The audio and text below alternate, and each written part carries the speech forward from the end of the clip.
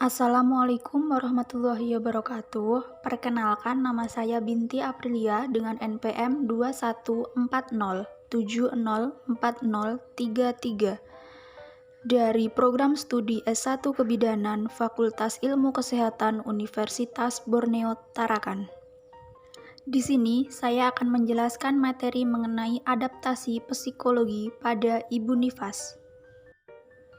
Pengertian masa nifas. Masa nifas atau puerperium adalah masa di mana plasenta yang keluar dan alat-alat reproduksi lainnya akan pulih seperti sedia kala. Seperti saat sebelum hamil, dan biasanya masa nifas ini hanya berlangsung sekitar 6 minggu atau 40 hari. Selama masa pemulihan tersebut berlangsung, ibu akan mengalami banyak perubahan, baik secara fisik maupun psikologis. Sebenarnya, sebagian besar bersifat fisiologis. Namun, jika tidak dilakukan pendampingan melalui asuhan kebidanan, maka menutup kemungkinan akan terjadinya keadaan patologis. Tahapan pada masa nifas. Yang pertama ada puerperium dini. Puerperium dini merupakan masa kepulihan ketika ibu diperbolehkan berdiri dan berjalan. Yang kedua ada puerperium intermedial. Puerperium intermedial merupakan suatu kepulihan menyeluruh alat-alat genitalia yang lamanya sekitar 6-8 minggu. Yang ketiga, remote puerperium.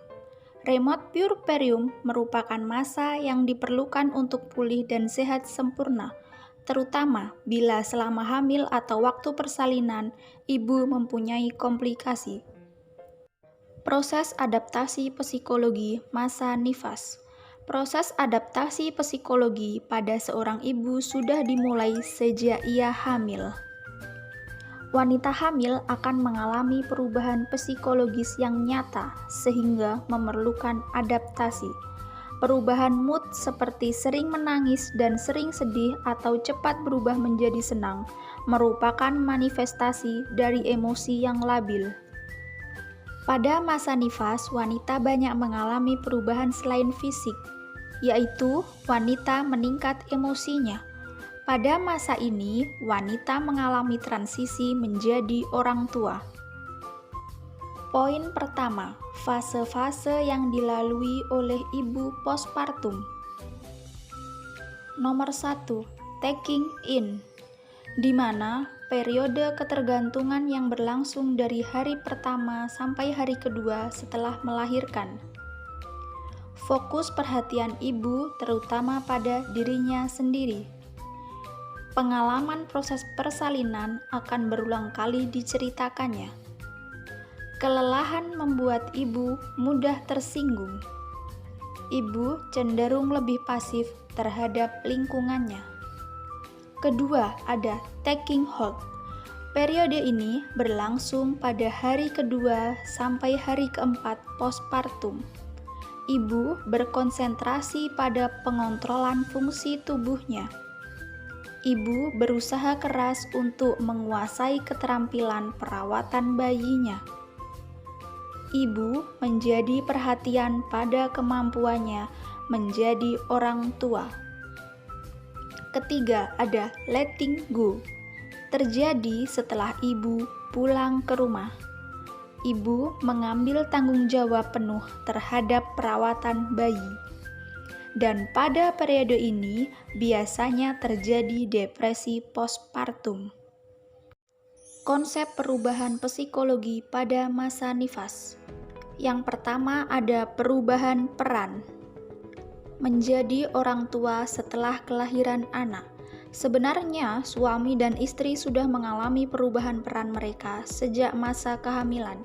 Perubahan peran ini semakin meningkat setelah kelahiran seorang anak. Kedua, menjadi orang tua setelah melahirkan. Ibu dan ayah harus mengenali hubungan mereka dengan bayinya. Bayi perlu perlindungan, perawatan, dan sosialisasi. Yang ketiga, tugas dan tanggung jawab orang tua. Tugas pertama orang tua adalah mencoba menerima keadaan apabila anak yang dilahirkan tidak sesuai dengan yang diharapkan. Karena dampak dari kekecewaan dapat mempengaruhi proses pengasuhan anak. Poin kedua, gangguan psikologi pada masa nifas. Gangguan psikologi masa nifas. Secara psikologi, setelah melahirkan, seorang ibu akan merasakan gejala-gejala psikiatrik. Wanita banyak mengalami perubahan emosi selama masa nifas, sementara ia harus menyesuaikan diri untuk menjadi seorang ibu. Penting sekali sebagai seorang bidan untuk mengetahui tentang penyesuaian psikologis yang normal, sehingga ia dapat menilai apapun seorang ibu perlukan asuhan khusus dalam masa nifas ini. Postpartum blues. Seseorang yang baru melahirkan dapat terkena perubahan mood secara tiba-tiba atau tak terduga, merasa sedih, menangis tak henti tanpa sebab, kehilangan nafsu makan, tak tenang, gundah, bahkan merasa kesepian. Tidak ada perawatan khusus untuk postpartum blues jika tidak ada gejala yang signifikan. Empati dan dukungan keluarga serta staf kesehatan sangat diperlukan. Jika gejala tetap ada lebih dari 2 minggu, diperlukan bantuan profesional. Postpartum depression. Gejala dari postpartum depresi ini yaitu merasa letih, mudah putus asa, depresi, serangan panik, tidak tertarik untuk melakukan hubungan seksual, sulit tidur walaupun sangat lelah, tegang, pikiran obsesif, dan tidak terkontrol, serta mempunyai rasa bersalah yang berlebihan terhadap sesuatu.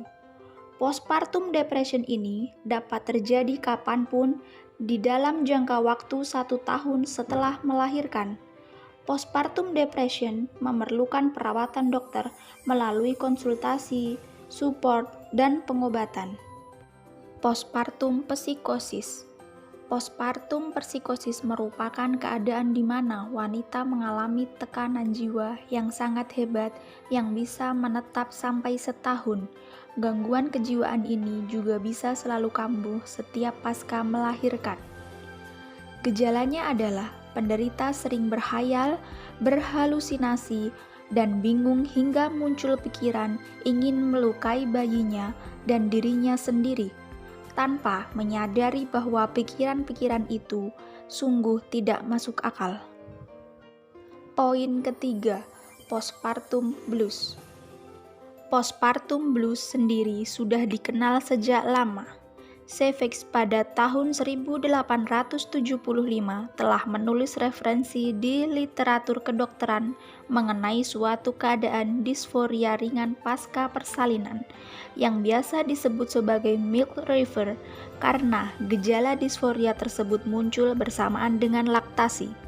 Dewasa ini, postpartum blues atau PPB atau biasa sering disebut juga sebagai maternity blues atau baby blues, dimengerti sebagai suatu sindroma gangguan efek ringan yang sering tampak dalam minggu pertama setelah persalinan. Pencegahan terjadinya postpartum blues. Yang pertama, mempersiapkan diri yang baik pada saat kehamilan. Yang kedua, olahraga dan nutrisi yang cukup. Yang ketiga, support mental dari lingkungan sekitar. Yang keempat, mencari informasi tentang gangguan psikologi yang berkaitan dengan postpartum. Adapun gejala-gejala postpartum blues, yaitu cemas tanpa sebab, menangis tanpa sebab, tidak sadar, tidak percaya diri, mudah sensitif, mudah tersinggung, kurang menyayangi bayinya, serta suka menyalahkan dirinya sendiri, pelupa, perasaan bersalah, gangguan tidur, nafsu makan, mudah lelah, mudah sedih, suka marah, mood berubah-ubah, kadang sedih, kadang gembira, bahkan perasaan marah kepada pasangan atau bayinya. Cara mengatasi postpartum blues. Pertama, komunikasikan segala permasalahan atau hal yang lain yang harus diungkapkan. Kemudian, bicarakan rasa cemas yang dialami. ketiga, bersikap tulus, ikhlas dalam menerima aktivitas dan peran baru setelah melahirkan. Yang keempat, bersikap fleksibel dan tidak terlalu perfeksionis dalam mengurus bayi dan rumah tangga. Yang kelima, belajar tenang dengan menarik nafas dan meditasi. Yang keenam, dukungan suami, keluarga, dan teman-teman sangat berpengaruh terhadap ibu. Itulah tadi materi yang bisa saya sampaikan. Kurang dan lebihnya mohon maaf. Saya ucapkan terima kasih. Semoga bermanfaat bagi kita dan teman-teman semua. Akhirul kalam, wallahul muwafiq ila aqwamit thoriq. Wassalamualaikum warahmatullahi wabarakatuh.